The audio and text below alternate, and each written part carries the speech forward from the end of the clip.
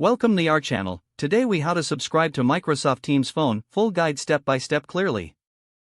To begin, visit the official Microsoft Teams website. Locate the sign in button in the upper right corner. Enter your Microsoft account credentials and click Next. Once logged in, navigate to the Microsoft Teams Admin Center. On the left side menu, find and select Billing. From the billing options, click on Purchase Services. In the search, select the plan that best suits your needs. Click on the Buy Now button next to your chosen plan. Follow the prompts to add any necessary licenses. Review your order summary carefully. Click Checkout to proceed with the purchase. You may need to enter payment information if prompted. Confirm your purchase by clicking the Place Your Order button. Once the order is complete, return to the Admin Center dashboard. Navigate to Users in the left menu.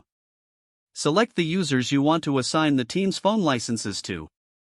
Click on Edit Licenses for the selected users.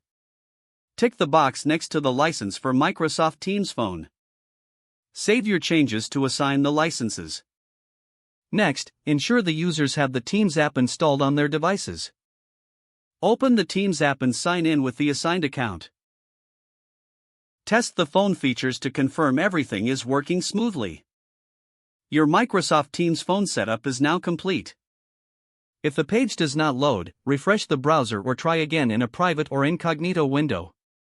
Make sure you are using the correct email address, then retype it carefully to avoid small typos. If your password is not accepted, use the reset option and create a new strong password you can remember. Check your spam folder for verification or security emails, then complete any requested confirmation steps. Enable two-factor authentication if available to improve account security and reduce unauthorized access risk. After signing in, review your profile details so your contact information and settings are accurate and current. If you see an error message, note it down and try again after restarting your device and internet connection.